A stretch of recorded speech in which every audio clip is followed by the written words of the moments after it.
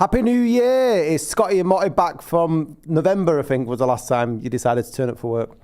Was that when it was? It was November. A long time ago. You had hair last time we did a show. We've obviously been on Stretford Paddock together. We've done a few videos together on there and a few lives, but the last time we've done a Scotty and Motty has been a little while. You've been sort of soldiering on, haven't you, on your own for a while? I've been trying to. Do you know what I mean? It was a nightmare, to say the least. Why was it a nightmare? Did you miss me? Was it just? I missed you, but it's more like I was trying to move a table from upstairs downstairs, and I had to stop halfway through because I couldn't fit around the corner of the landing, so I had to go out and get a spanner. Really? At 10 o'clock at night. Oh, mate, that's horrible, that. Did you have a good Christmas other than that and a good New Year? Yeah, it was all right. I hate Christmas and New Year, so I'm glad it's over. No, I do as well. I might move this. It does me head in.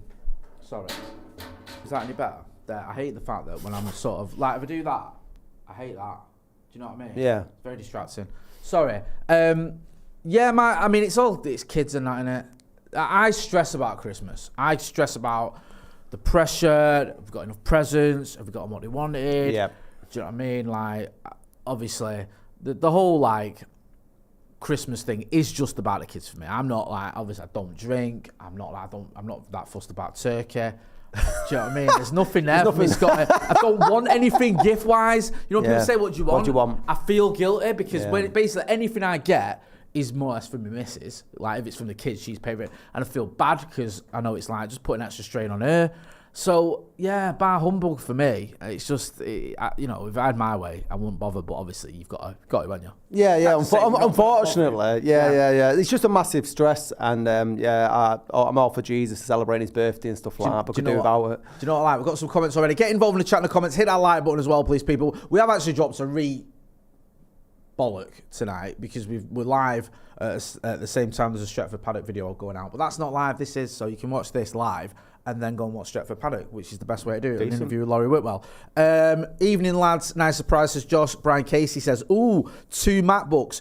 Big time now, lads. Well, you've got some notes, haven't you? That's why usually I'm trying to, be professional a bit more. Not that you aren't. You carry too much weight in terms of workload, so I thought I'll try, up my game. So we're making notes and stuff like that, and you do a lot of. What have you got there in your little fucking? Well, at the moment it's showing me big circle of bloody death. Does that mean we're still streaming? I'm alright. People are commenting. So right, well that's sound. I've got quotes.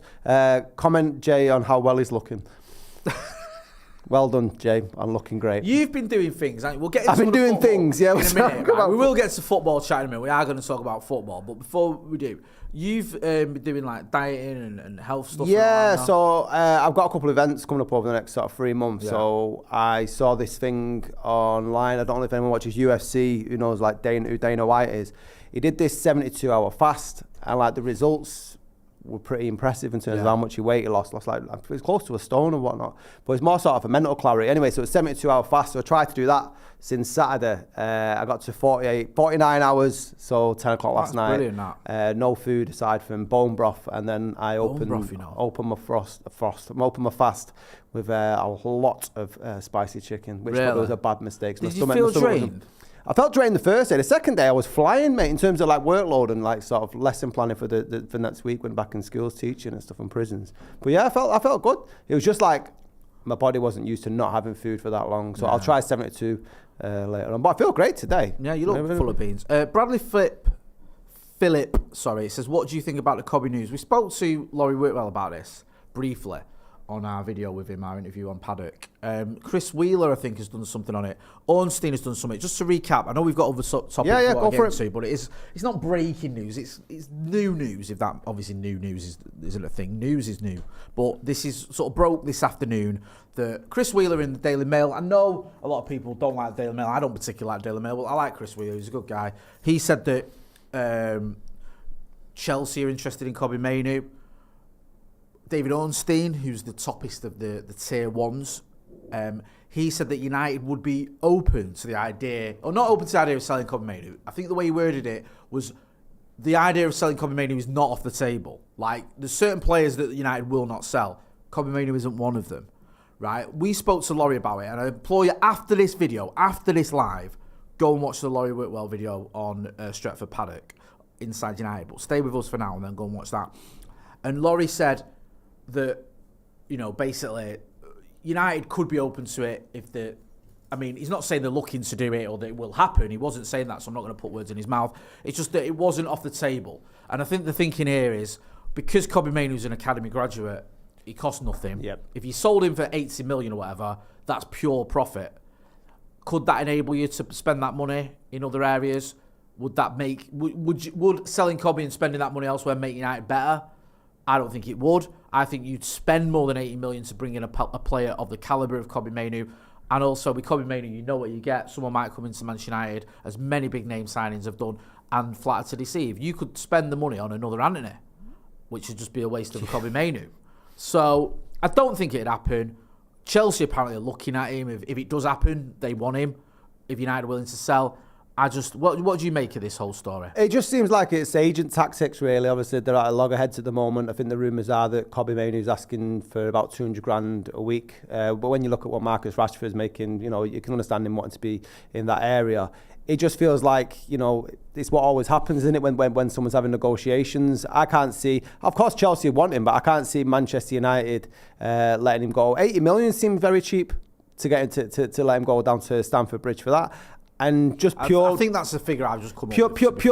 Purely based on the importance that I place on Kobbie Mainoo's future at Manchester United, or the future of Manchester United, it's pivotal. It has to be built around him. Him and Ugarte in the midfield against Liverpool. If you look at that compared to the likes of Eriksen and Casemiro, that's what we build around, Kobbie Mainoo and Ugarte. Any idea or notion that they can sell him, I understand the financial reasons because it's pure profit, but... Like I said, where are you spending that money? Where are you getting another Kobbie Mainoo? Where is this player that's available who won't want great wages? For me, it's a non-starter. I think I can't see it. But it'd be interesting to see if Chelsea in the summer, if the contract negotiations haven't been sorted out, if Chelsea tried Manchester United's arm. Chris Winterburn has tweeted. Chris, I like Chris. He tweets a lot of good stuff. He writes for Marca in English. I know that he's a freelancer as well, but he's usually on the money. He says, Kobbie Mainoo's contract with United runs until June 2027, and the club hold an option to extend that for an additional year to June 2028. The midfielder is not for sale, is seen as vital to United's future, and Chelsea will not be able to speak to him until June 2028 due to inter-country rules on Bosman dealings. End of story. So he's saying, forget it. Yeah. He ain't going anywhere. I think the reason that Kobbie Mainoo's the contracts is being spoken about is purely because I think he signed a deal when he was 17. Wasn't, in terms of wages like you just mentioned there, anywhere near what most of the other first-team players are getting. Never mind Marcus Rashford, but other first-team players who were sat on the... Well, Marcus Rashford didn't even sit on the bench, to be fair, but other players as well who are probably not even getting in the team. Are earning more than Kobbie Mainoo. So I think the idea is he's going to renegotiate and give him a better deal because he's gone from signing a contract when he wasn't... I think he played twice or whatever when he signed it. So he is a first team player. He is, isn't it? Yeah. He's as important to that team as anyone. So he should have a contract that reflects that. Are you worried at all that the club could overdo it? Overdo it by trying to not give him what he wants? No, the other way around.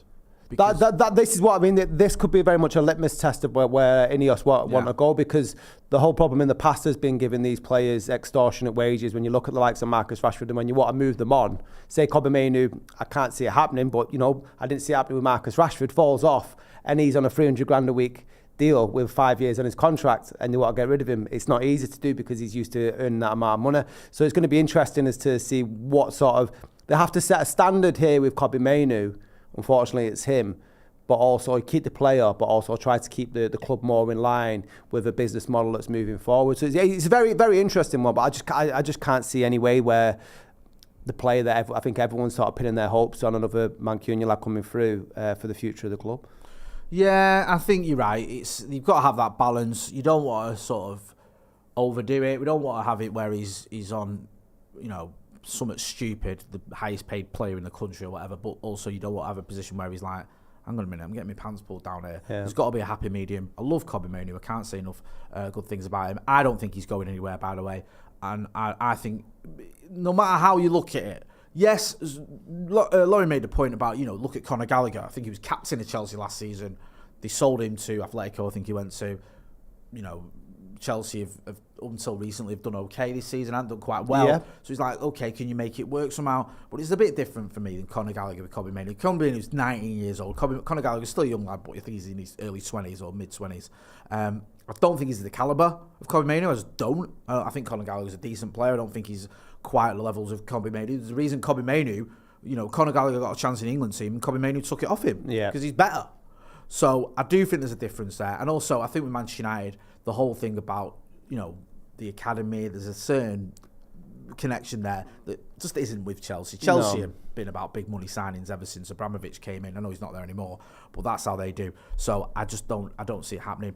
Mick Holohan's in there. He says this is main news legit. We'll have to see. I mean, we've commented on it. Briley Price says, if we pay a teenager 200k a week, we are not learning. Brian Casey says, proper order. No way should he be sold. He's the future of the club and the team needs to be built around him.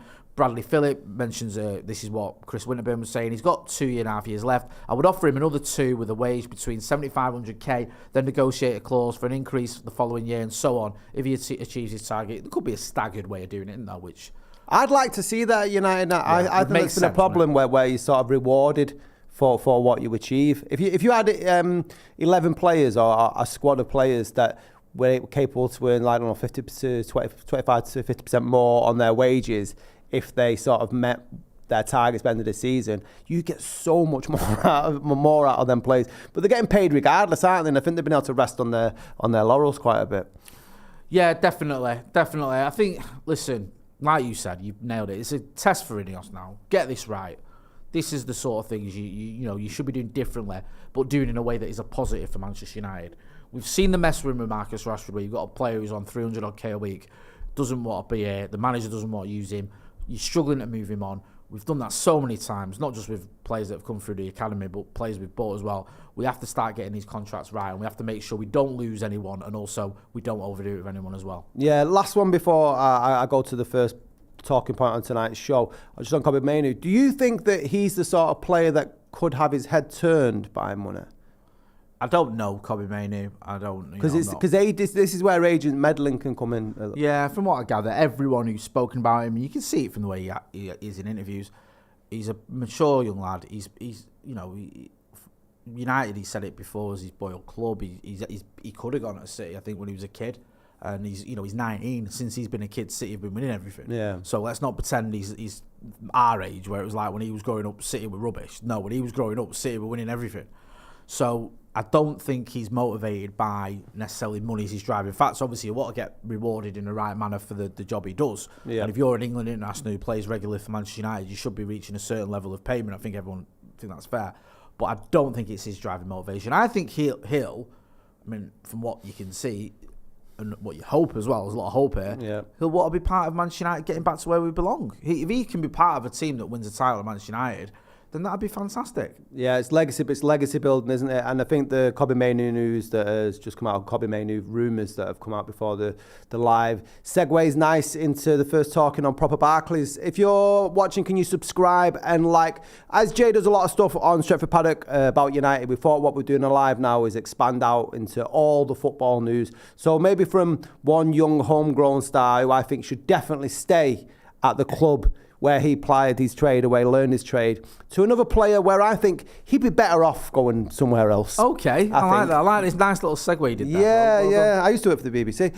Trent Alexander-Arnold, obviously his head's been turned with the rumours that Madrid wants to put an offer in this January to take him to the Bernabeu. And they're looking at, apparently Liverpool have already offered Alexander-Arnold a substantial 5-year contract worth £78 million, which is 300 grand a week. That's the rumours. So it looks like Trent could make more if he goes to Madrid in the summer. Now, there's a lot in this that I want to ask, get your opinion. Do you think that it could derail Liverpool's season? If you look at the likes of Trent, Virgil van Dijk, the Mo Salah news, they did fall off a cliff after we knocked them out of the FA Cup. Do you think, given his performance at the weekend against United, that was because of everything that's been going on behind closed doors, that's got leaked to the press the week beforehand, or do you think that it's just a bad game on his behalf? I'd be surprised if it hasn't had some effect, because that wasn't just a bad game. That was woeful. Yeah. He was shocking. He has had them in the past, though, to be fair. I don't know if he's had him that bad. Has he been that bad? He was... Diogo Dalot looked like prime Andre Kinchelskis. Prime Ryan Giggs. I thought my stream was knackered. Like, the way I was watching Diego Dalot, I was like, what? It wasn't even saying... He was knocking it past him. Come on, son. Let's have you... Like, and in some... I think there was it might have been the second goal where he just switched off. There was another chance we had where he's not even in the shot of the screen when we have the... And it's down his side when we create the chance.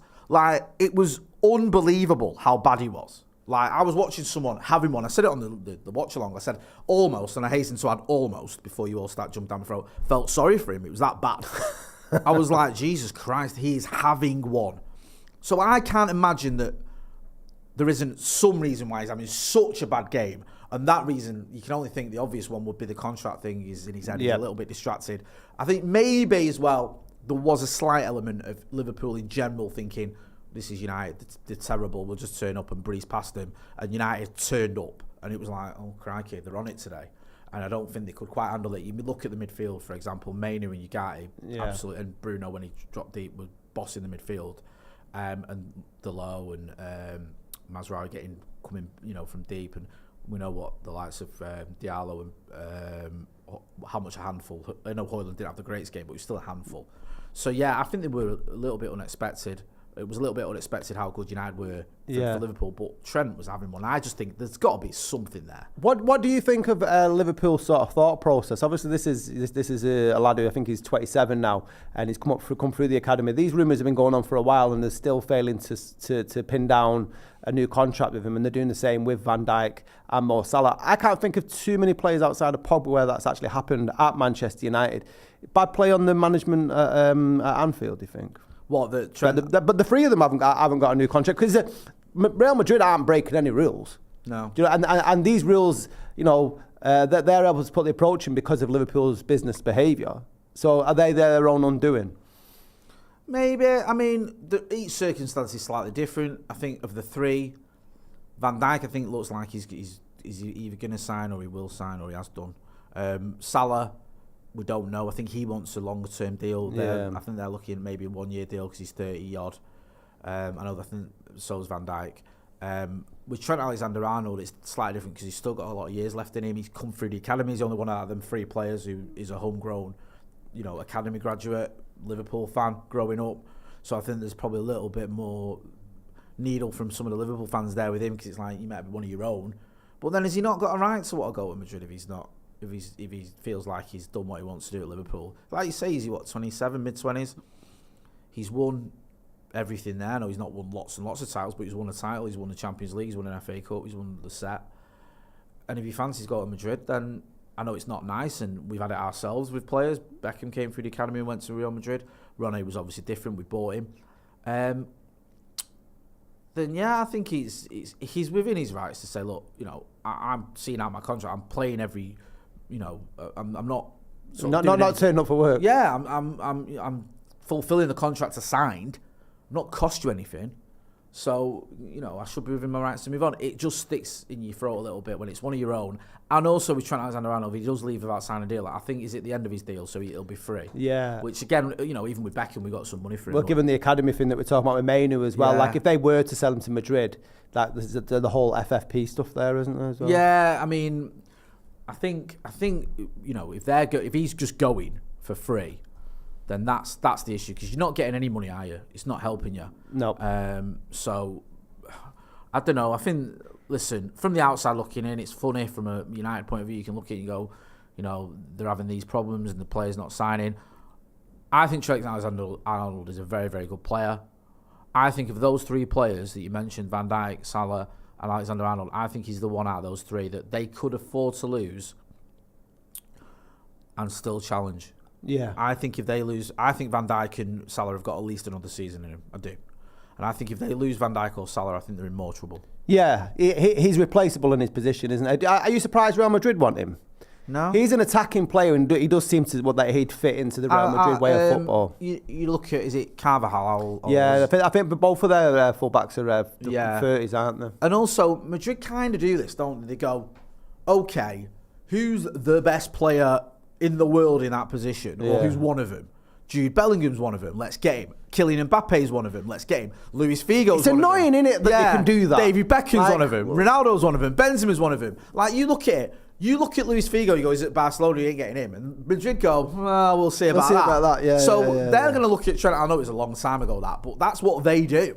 You look at David Beckham at United, probably think we'll never get him. Well, they think, well, we'll do. So they're probably looking at Trent Alexander-Arnold and Liverpool going, we want him. And what makes me laugh about this whole scenario is, there was a time when I remember a lot of Liverpool fans saying Trent Alexander-Arnold's relationship with Jude Bellingham would get Bellingham to Anfield. And it's got the way around. Where that relationship might end up helping facilitate a move for Trent Alexander-Arnold to the Bernabeu, because I'm not saying that's the only reason, but it might help. Yeah. You've got a mate there already who's going, look, come here and we'll, you'll have someone who you can room with and someone who you know already, and it's a great club, and I've just won a Champions League here. Do you think that the contract negotiations could derail them then? Do you think it could be a way to... Are they too far ahead? I think, and this is probably going to be, a somewhat ridiculous ridiculous comment, but I just want to look at the table before I say this, because I think then 8 above Arsenal, aren't they, with a game in hand?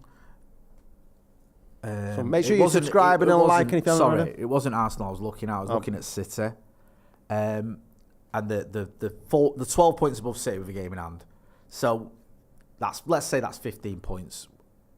Yeah, that's probably too much.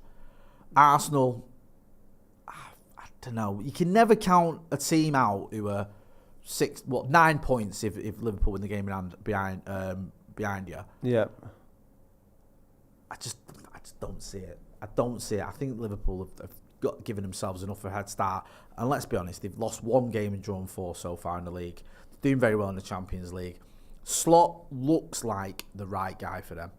It looks like they did the right thing in not trying to get a Klopp 2.0. Getting someone who's the opposite of Klopp almost. He's not very sort of, showy in his interviews. He's not very, he doesn't gesticulate loads. He's not very much, he's not him in personality, but I think in the terms of extrovert. He's not an extrovert. No, but in terms of the way he's seamlessly transitioned into manager of the football team, he's not tried to do anything too different to what Klopp has done on the pitch, and I think that's where Liverpool have been more fortunate. Whereas United, with the Ten Hag to Amorim thing, was like chalk and cheese, wasn't it? And that's why we're having that difficult period. But it'd be interesting to see what happens with those contract negotiations. And as a United fan, obviously, I am hoping they fall off a cliff, because that would be some mighty cliff to fall off. Like Lemmings, remember that? Remember Lemmings? Oh, yeah, I remember Lemmings. It would be great if they did that, yeah. I mean, United have done it. We were 12 points above Arsenal in 98, I think. Newcastle were 12 points, I think, above us. 98, was that the Mark Overmars year? Yeah. So when Arsenal caught us, and then we did it, I think, in 96 with Newcastle. 8 points in April with City, let's not forget. Yeah, where everyone thought there was 5 games left or whatever it was, and it was almost, or 6 games, and it was almost done. So you can never say never, but the way that it's not just about how Liverpool are playing, it's about how Arsenal are playing. Yeah. They don't look great. They're still Arsenal, they're still second, but I'll explain what I mean by that. They dropped points at home to Everton. They dropped points away at Brighton when they were leading. They've lost Saka for a little while, who is their talisman, who's their best player. Now I see, I know Arsenal fans are very fickle, but certain question marks about is Odegaard playing at the levels he should be? Yeah. One or two other players playing at the levels he should be. What's even their best team? They get creaks in the ship early, don't they, Arsenal? Well, especially after Christmas. That's what I was going to move on to next, actually, was the Carabao Cup semi-finals. Obviously, Liverpool versus Spurs, we could talk about in a minute, but you mentioned Arsenal there. They're doing well for a team that aren't very entertaining on the eye. Obviously, the thumbnail of the show has got Mikel Arteta in a Tony Pulis outfit. Yeah. Right.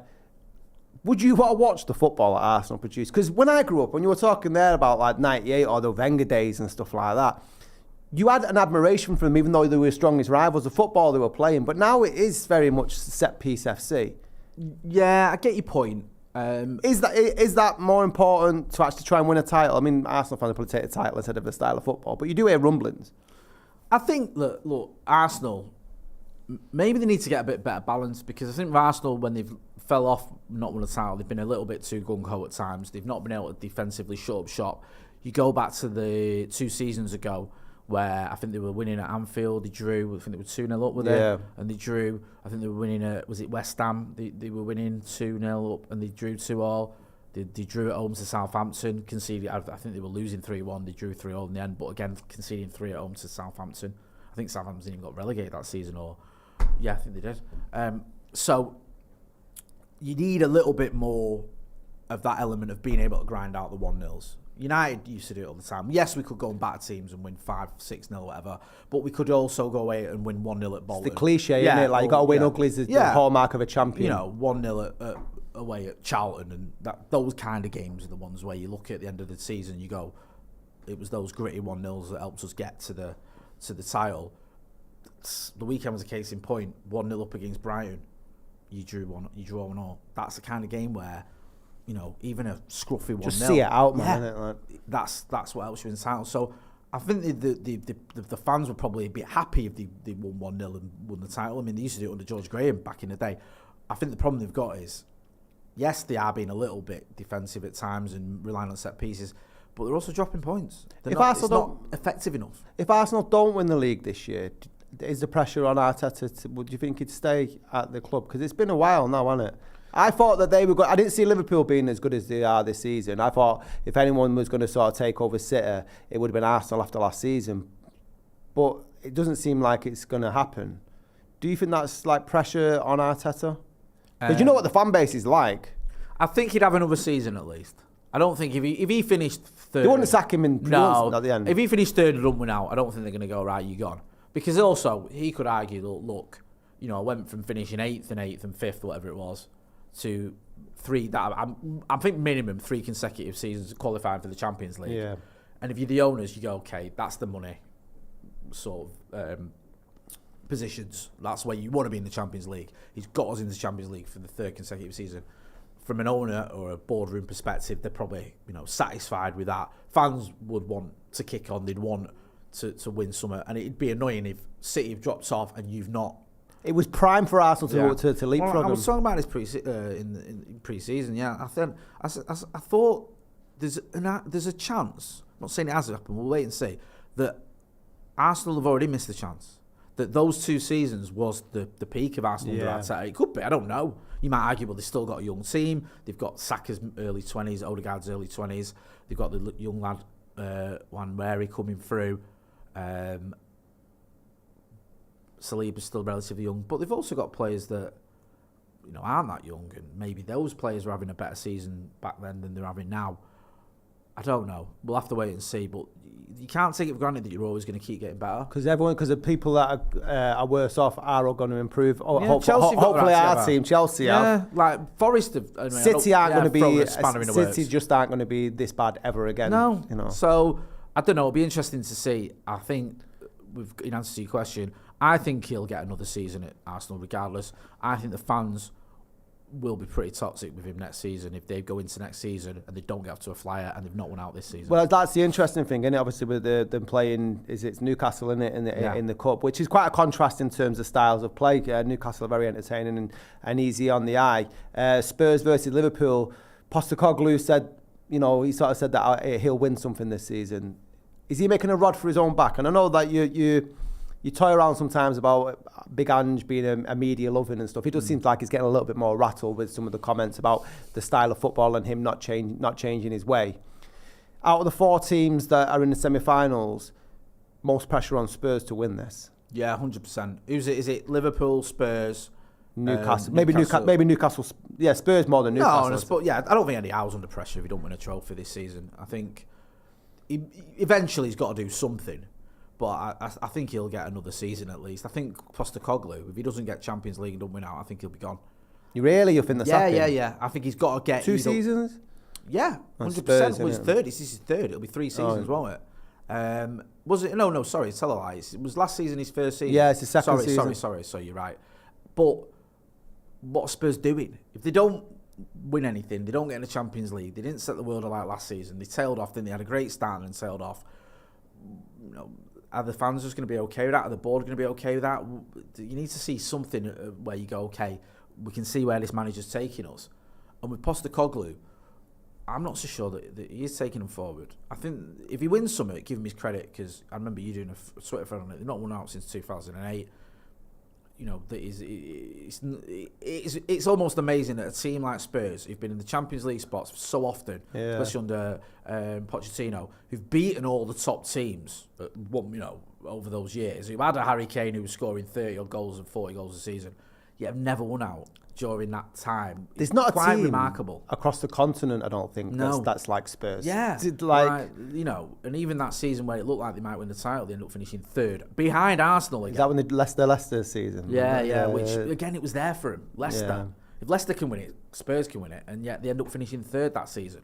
So even if you look at it against us in the FA Cup semi, when we knocked them out, they went ahead, didn't they, with Dele Alli's goal? Yeah, Dele Alli won it. That you felt that maybe that was a moment for them, and they didn't take it.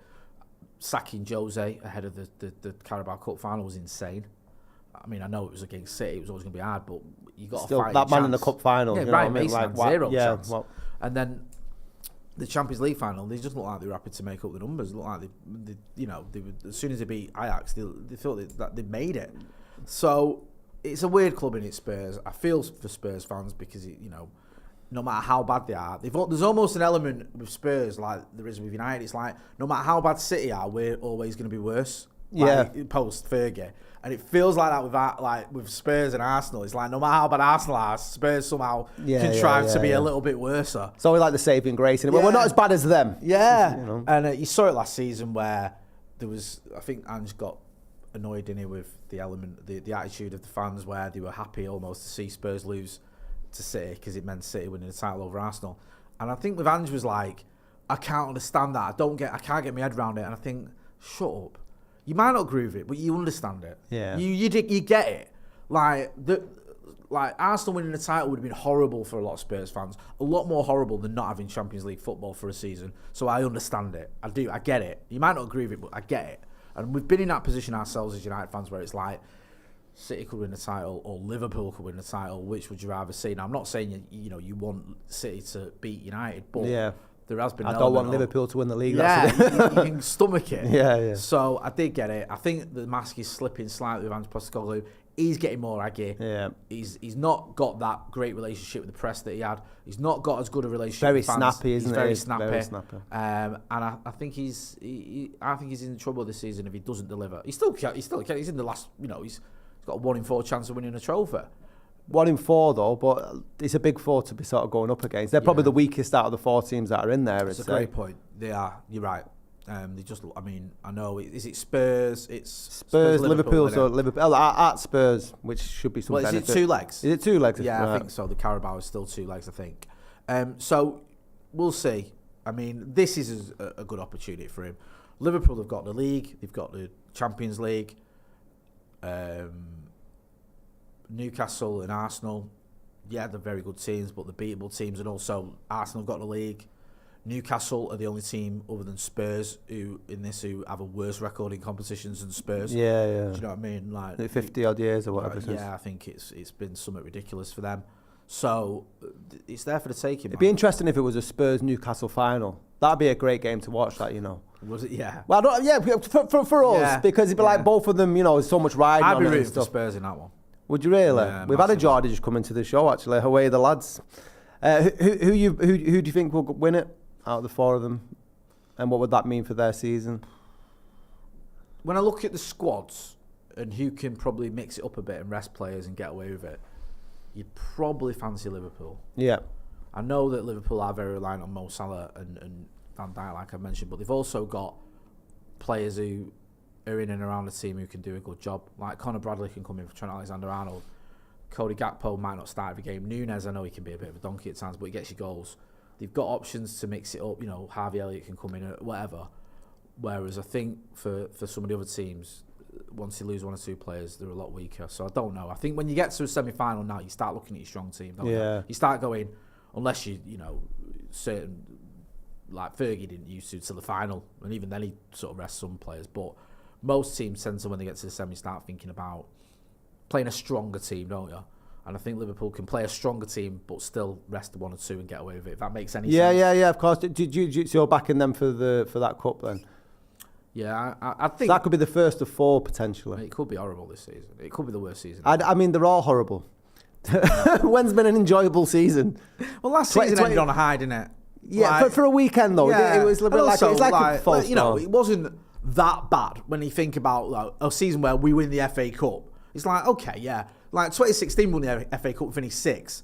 It wasn't that bad. Yeah. You know what I mean? You think, oh well, we finished 6th, but yeah, we won an FA Cup. But when you say that bad doesn't equal good. No, I'm not saying it does, but in the context of the decade, Liverpool winning a quadruple will be far worse than United in winning an FA Cup. God, they're just you saying them words like Voldemort in football terms. Right, so you've gone for Liverpool to win the Carabao Cup. Make sure you're pressing subscribe and liking. Right, the last story, and a club that you're fond of and you'd like David Moyes to return to. West Ham. It looks like. Is that West Ham? Yeah. So Lopetegui looks like he might be on his way out, and it looks like not David Moyes but Graham Potter.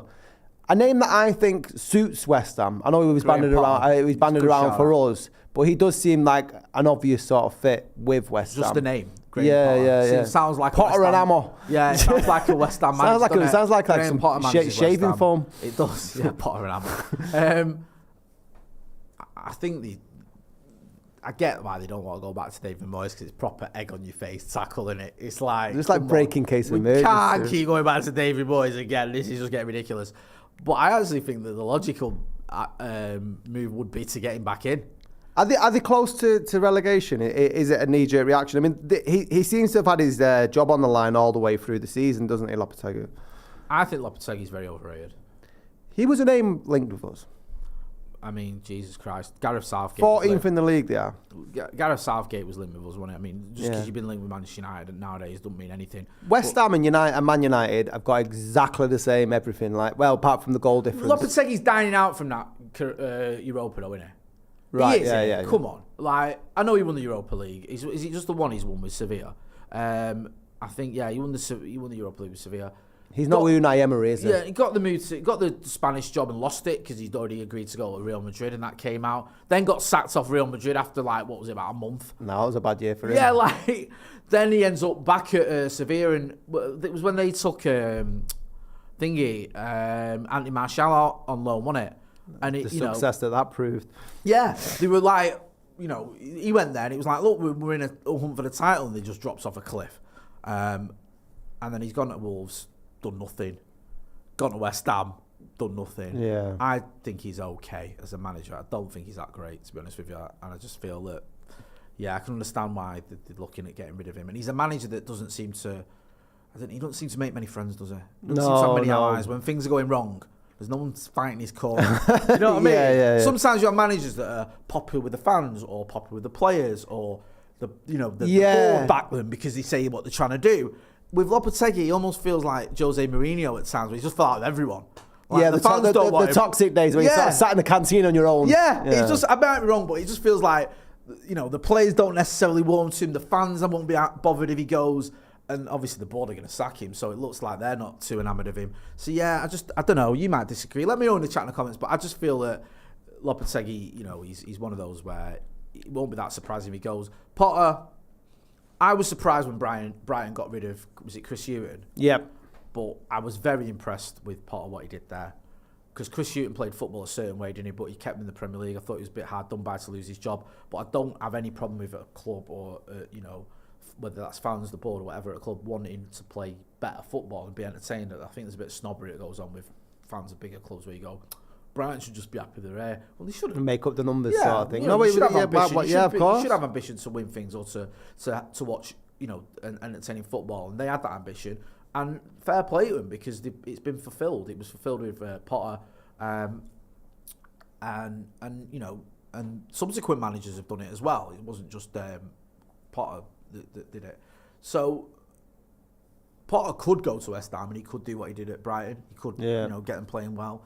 I think it's very difficult to judge him on what happened at Chelsea because it was such a toxic and bin fire of a atmosphere at the club. And I know Pochettino kind of got it moving forward a bit, but you saw what happened when Lampard took over. I know he's a terrible manager, but he just got worse. Yeah. So maybe it is a good fit for him. Do you think they peaked when they were under Moyes when they won the Europa Conference?